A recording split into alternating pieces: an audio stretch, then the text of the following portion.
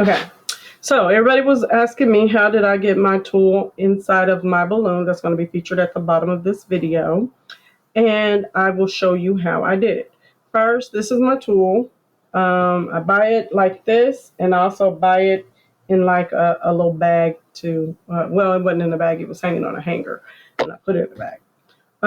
And then this is the ribbon I use, and everybody was asking me where I got this ribbon from or what kind of ribbon it was. It's a glitter ribbon. It's shiny. The glitter stays on. It doesn't come off. And you can see I got a lot of glitter here, but it's from the tool, not the ribbon. But it stays on, and it adds an extra elegance to some of your balloons.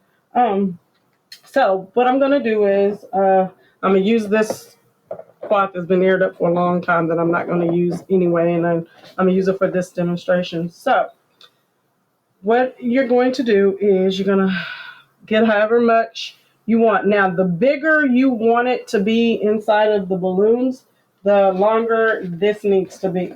So I have an example of a smaller one that I just did, and I don't know what I did with it. But I'm going to go ahead and show you the bigger one.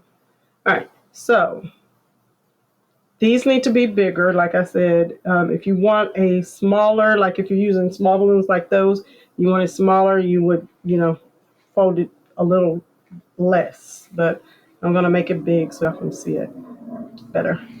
Okay, there's that. And you're just going to keep folding over.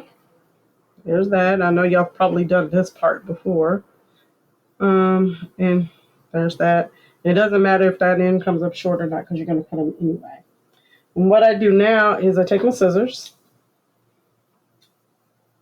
and I cut the ends that are not open because I want them open on both ends. And this is pretty easy to cut. Y'all know that. All right. So then I make my point. Sometimes I can make it pretty easy. Sometimes I got to get a pencil or something to stick in the middle. I make my point. Okay. All right. So when you make your point, told you. Okay. When you make your point, take your ribbon. Whatever curling ribbon you're going to use in that design is the curling ribbon you need to use. Okay, so you're going to take your ribbon, and I'm just going to take some ribbon off of this cloth over here. This is what it's going to look like. Okay, and like I said, this one is smaller, a lot smaller than this one. And the reason why is because instead of making big folds, I make small folds and I use less tool. Okay, so once you get your ribbon on there, your point, you're going to take your ribbon, and I'm opening this back up because I just took it off there. Okay, you're going to take your ribbon, and this becomes your point of contact for your balloon. So you're going to take it around here. And like I said, it needs to be the curling ribbon you plan on using for that particular design. I like this one because it's already somewhat curly if you notice it. And because I suck at curling ribbon, I don't do curling ribbon very well. And so I like that one because I don't have to really curl it too much because it's already curled. Okay, so you're going to put your ribbon on there. Pull it tight. You can knot it if you want to. I'm not going to knot this one. Not this one. You might want to get a little further up. But anyway, and then you pull it apart however you want it.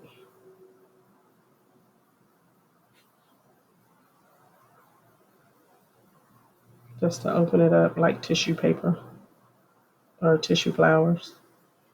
Okay. Okay.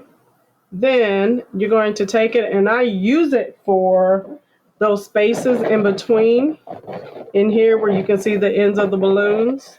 So I set it in those spaces, and I get it where I want it, and I wrap it around the balloon once, and I leave it to hang so that it's curly.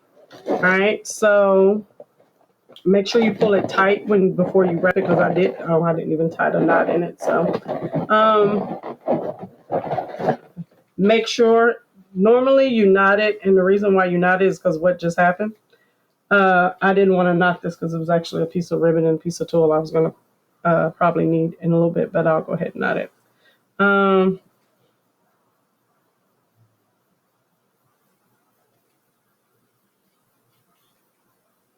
So make sure you make it real tight so that it doesn't come loose like it did. Okay. Gotta have, this is easier when I'm not trying to film it. So just knot it.